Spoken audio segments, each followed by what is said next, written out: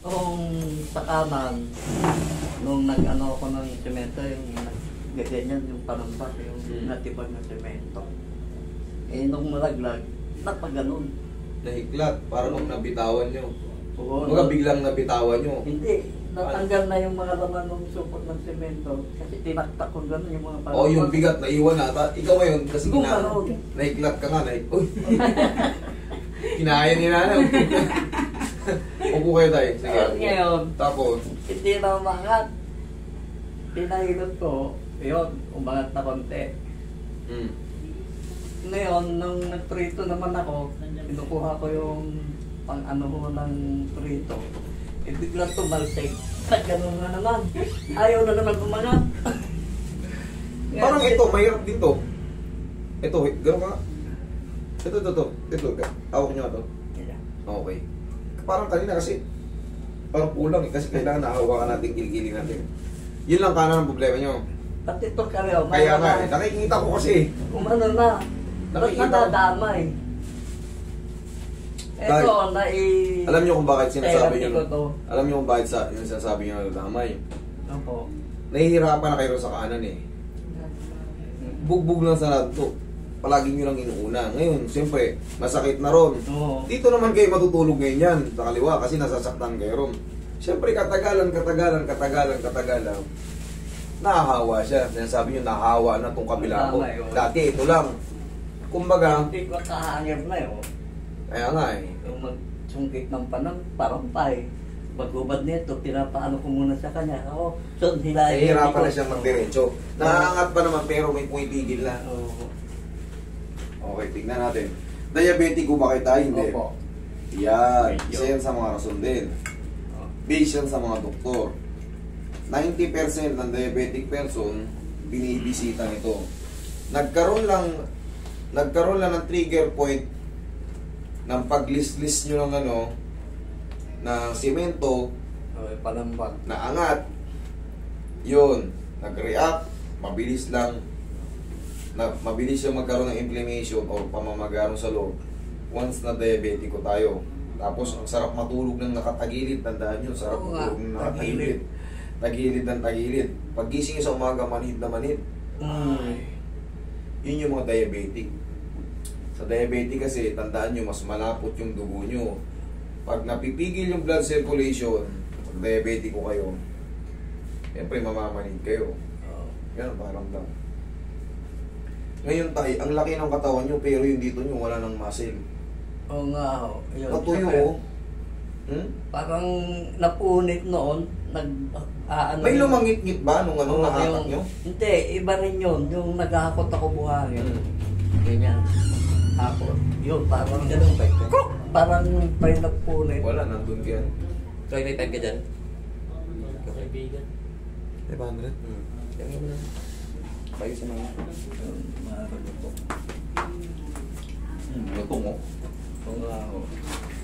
Ito rin, no? Naangat pa siya kaso pag dumating na sa dulo, Oo. Sakit na. masabit na. Mas maganda yan tayo, napa-adjust nyo na. Alam nyo kung bakit? Darating yung mga ilang buwan, mas matindi na. Ngayon, naangat pa natin. Pero susunod yan, pag ganito na lang. Susunod yan, nagruwag nyo na lang ginaangat nyo. Nung nadisgrasya na ako, ganyan lang. Yun nga, habang hindi na-aksyonan, pero minsan, siyempre masakit, napapahilot natin. Marami namang magagaling namang ihilot eh. Marami. Isa na ako ro.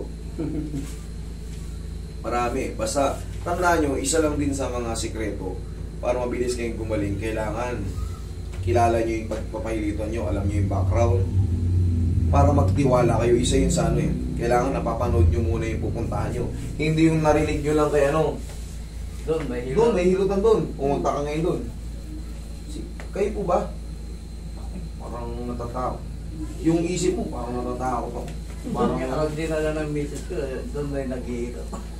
Yun nga eh, out of the blue kayo ron sa pupuntahan nyo. Ngayon, nakita nyo, ang sulasok ng lugar, ang parang nakita nyo yung parang, kumbaga, ano ba ako nito? Alanganin. Ayan, pag nagkaganyan ang pag-iisip nyo, wala na. Sira na, hindi na kayo gagaling. Kumbaga, nagdidili-dali na kayo. Pero kung yung pupuntahan nyo, ay, kaya ano, kaya punta tayo kay ganito pa ano, kaya na kayo kay master. Komportable na kayo kagad. Alam nyo na may mangyayaring maganda. Pero yun nga, pag ang isip nyo ay dili-dali, nako. Yari kayo. Mas mabagal yung pag-healing. Tandaan nyo yung paniniwala. Parang sa ano lang din yan. Parang sa relihiyon.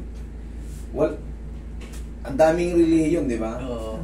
Ang daming relihiyon. Sa totoo lang. Mahirap maniwala kung kanino to. Oo. Eh, siyempre, relihiyon yan. Pero, kung saan yung palagay ang loob mo, doon ka. Kasi, mahirap talagang pagtalunan ng relihiyon. Diba? Kaya kung ano, ang mahalaga, mabuti tayong tao. Huwag tayong gagaya sa iba na mananakit ng ano, dahil lang sa ano, sa paniniwala. Ang tatay nyo no, tangit lang, nakatambay yung mag-iilot. Ayaw niya. Hindi ka ang matagilid. Ayaw. Kasi Hindi ka matagilid. Gilid ka tayo. Ayun, siyempre, nakita nyo, nakatambay lang. Eh, ano ba? Hindi nyo alam yung background. Tagilid. Eh, tutubi nyo tayo. Mas maganda kasi, lamang na kayo pag ay, ganito yung ginagawa niya, alam ko na. Alam ko na. Kilala ko na to. Siyempre, napapanood ko na to eh. Mas mapapalagay yung loob nyo. Bilang sa'yo. Kabilang.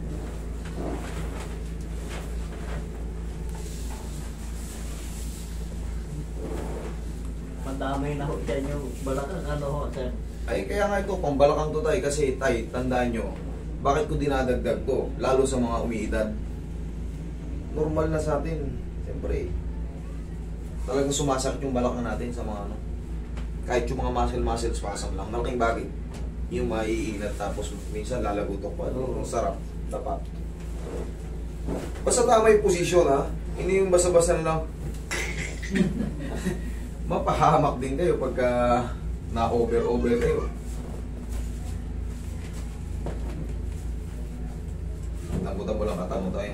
Yan, sige, tambutan mo lang. Bigay mapapahamak din. Yan. Okay lang kayo, nakakahinga kayo na maayos dyan? Oo. Okay, lambutan nyo lang katawan nyo.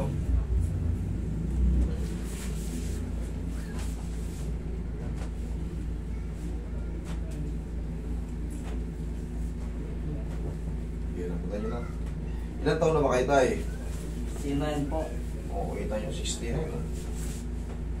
Batang bata. Batang senior. Batang bata, 69. Consider na yan 70.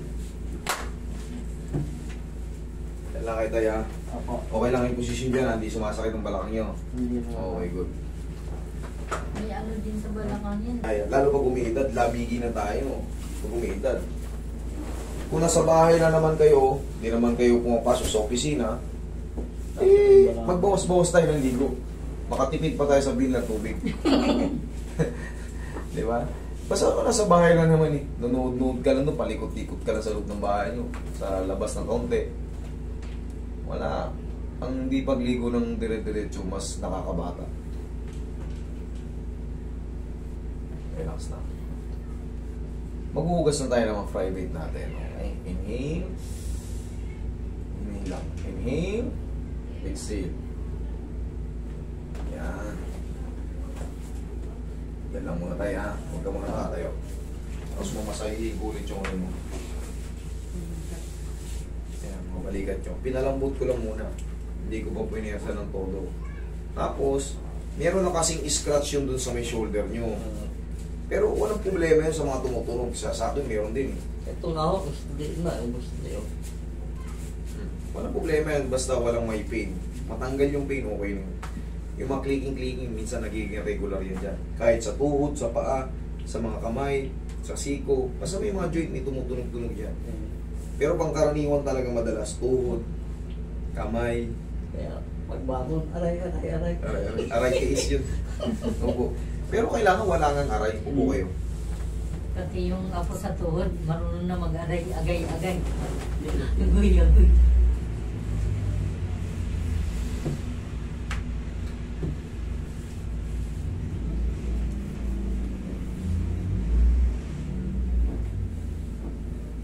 ba ng damit na lang?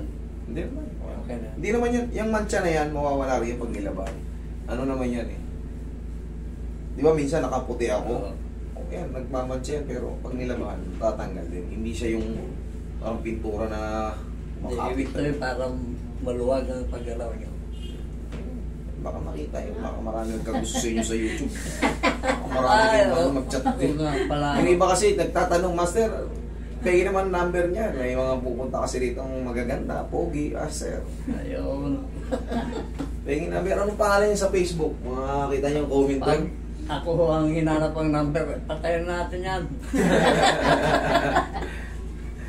Sigurado may comment kagad doon, kasunod si Mami. Anong number? Number ng bahay. Marami yan dyan, lalo yung mga, kita nyo, dami pupunta rito, may mga mukhang artista. May mga artista, nag-chat-chat doon sa ano, hinihingi yung number. Ang ganda naman yung dalaga pa ba yun, Master? Kahit doon sa TikTok.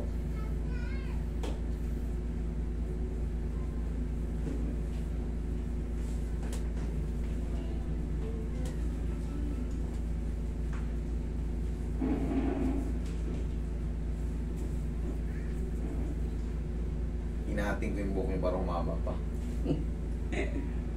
Parang paubos na ako eh. Kakalbo na. Eh, 70 na kayo eh, ganun talaga. Mahirap yan, pagka 70 na kayo, tinutubuan pa kayo ng ngipin, umahaba pa yung buhok nyo. Yun ang Yun, panalangin delikado. ko eh. Tubuhan Magiging ako. gilis mo na yun. Yung nagsisimula pa ng tubo ng ngipin, yari na. Yung panalangin ko, Master. Makatikim pa ako ng buong ngipin. Implant. Pero yung ano, wala po pa yung sabon ng puso. Relax lang. Uy, sarap.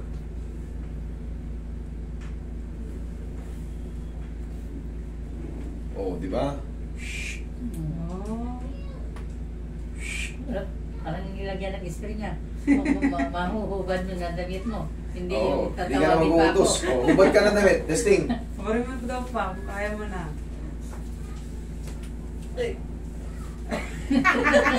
Sumabit eh. Mali yung ano eh. Tungkol sa siko eh. Oh, di ba? Oo. Oh, balik. Balik. Hindi yan Pag nahubad. suot, isa-isang parte, hindi. O yan, mabilis na. Kita nyo? Iba yung change. Iba na. Ngayon, tay, ang exercise lang yan. Ganun para na kayo naglalaro. Para maglaro ng maayos yung head humerus nyo sa mga lap room natin. Or sa rotator cuff yan. Yan. O, angat nyo.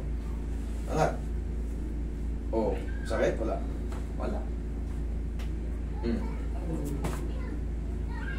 Yan, ginaganyan ko ito ting umaga, tig sa 10. Ay, very good kayo. Pero pinaka-the best ganito. Ganito muna. Ganito. Ganito muna para lumaro.